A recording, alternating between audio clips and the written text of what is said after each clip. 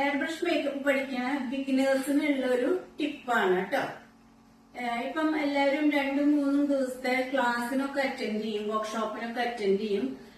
എന്നിട്ട് പിന്നെ അവര് തീരെ പ്രാക്ടീസ് ചെയ്യില്ല. എന്നിട്ട് പിന്നെ എയർ ബ്രഷ് മേക്കപ്പ് കയ്യിൽ വഴങ്ങണില്ല എന്ന് പലരും കംപ്ലൈന്റ് പറഞ്ഞിട്ടുണ്ട്. അത് മെയിൻ പ്രശ്നം എന്താ വെച്ചാൽ ഹാൻഡ്സ് ഓൺ പ്രാക്ടീസ് ഇല്ലാത്തതുകൊണ്ടാണ്.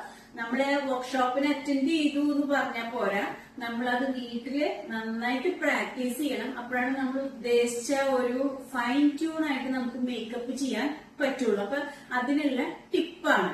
നമ്മള് എയർ ബ്രഷ് ഈ മെഷീൻ പിടിക്കുമ്പോ എപ്പോഴും ഒരു 4 ഇഞ്ച് ഗ്യാപ്പ് ഇട്ടിട്ട് വേണം ക്ലയന്റിന്റെ ഫേസിൽ നിന്ന് പിടിക്കാൻ.